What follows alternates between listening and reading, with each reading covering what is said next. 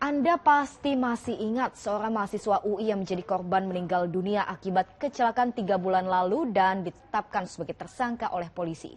Hingga saat ini kasusnya masih menuai sorotan hingga akhirnya Polda Metro Jaya membentuk tim pencari fakta dan melakukan rekonstruksi ulang. Benarkah ada unsur tebang pilih dalam kasus ini karena keterlibatan purnawirawan polisi?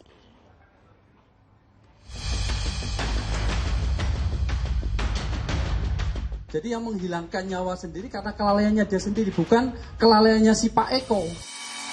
Inilah pernyataan Dirlantas Polda Metro Jaya pekan lalu saat penetapan tersangka Hasya, mahasiswa UI dalam kasus kecelakaan. Yang jadi sorotan, Hasya merupakan korban meninggal dunia dalam kasus itu. Penetapannya pun dilakukan 3 bulan pasca kejadian.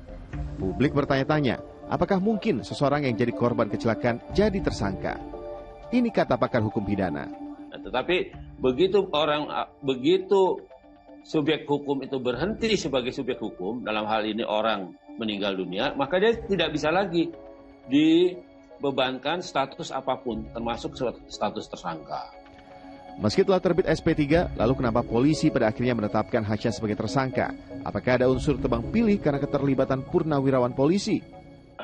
Bisa saja terjadi namanya esprit de corps ya, walaupun dia sudah pensiunan, tetapi karena dia polisi, dia kemudian dibela ya, kemudian penyidiknya berpihak. Polda Metro Jaya pada akhirnya membentuk tim gabungan pencari fakta. Tapi kenapa juga tim itu dibentuk setelah status tersangka Hasya sudah ditetapkan? Untuk menerapkan scientific investigation on road safety agar peristiwa kecelakaan yang melibatkan almarhum Hasya dan Pak Eko bisa tertangani dengan baik. Kasus kecelakaan yang melibatkan Hasya dengan purnawirawan polisi itu terjadi 6 Oktober tahun lalu.